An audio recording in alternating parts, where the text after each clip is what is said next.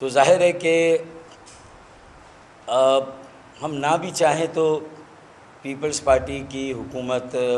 صوبائی حکومت اور پیپلز پارٹی کے وڈیرے اور جاگیردار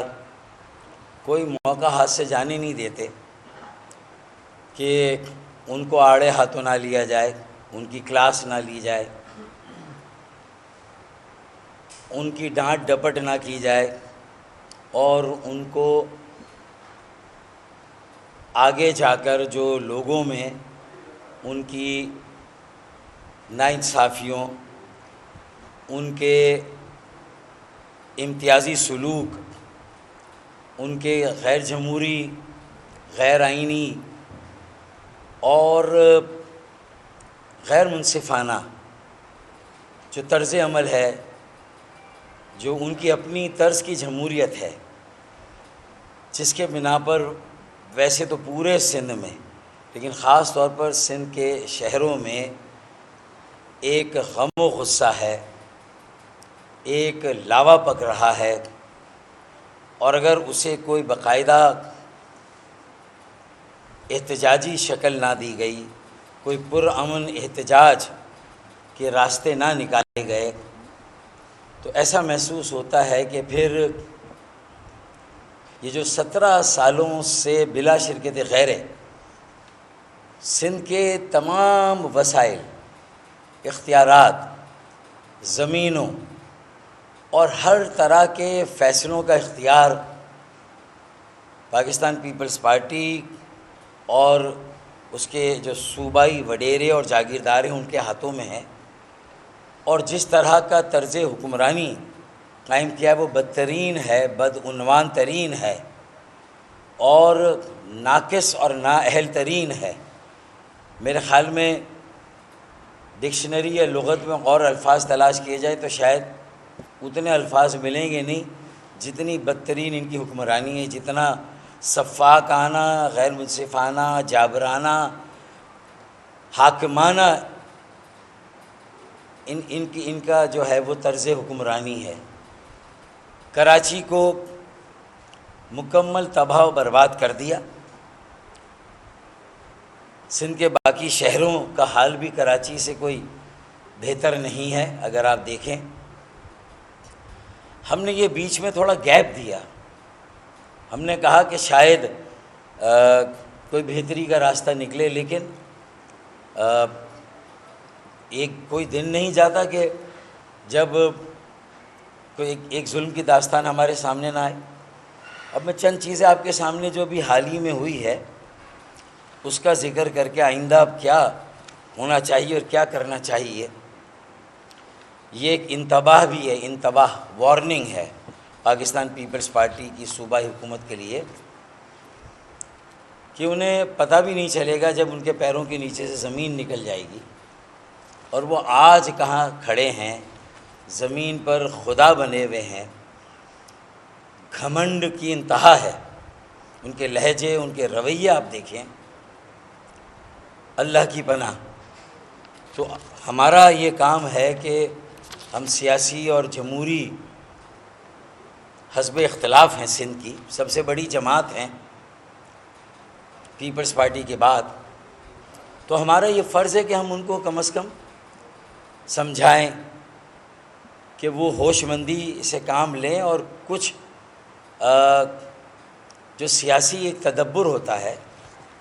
سیاسی بردباری ہوتی ہے، اس کو بھی کہیں استعمال کریں۔ کہیں ذوالفقار علی بھٹو شہید، محترمہ بے نظیر بھٹو شہید کی سیاست کا عنصر بھی نظر آئے ان کی سیاست میں، ان کی جمہوریت میں۔ یہ تو جمہوریت کے نام پر بدترین آمریت ہے جو گزشتہ 17 سالوں سے نافذ ہے، چاہے کوئی وزیر اعلیٰ ہو، ان کا کوئی وزیر اعلیٰ ہو، چاہے کوئی وزیر بلدیات ہو، وزیر تعلیم ہو، وزیر صحت ہو، وزیر تجارت، صنعت، یعنی کوئی بھی وزیر توانائی، اگر آپ دیکھیں تو ہر شعبہ بد سے بدتر اور بدتر سے بدترین حالت میں جا رہا ہے۔ ابھی حال ہی میں جو کچھ ہوا اس میں آپ دیکھیں، یہ اچانک اجرک والی جو نمبر پلیٹ کا ایک جو اجرا ہوا، واضح طور پر اس کے جو مضمون عزائم ہے، مقاصد ہے اس کے پیچھے، وہ یہی ہے کہ کراچی میں 65 لاکھ کے قریب گاڑیاں ہیں اور 40 سے 45 لاکھ اس میں کم از کم موٹر بائکس ہیں، موٹر سائیکلز ہیں، یعنی 2 پہیوں والی گاڑیاں ہیں۔ تو ان نوجوانوں کو خاص طور پہ جو یہ 40 لاکھ موٹر سائیکل یا موٹر بائک چلاتے ہیں،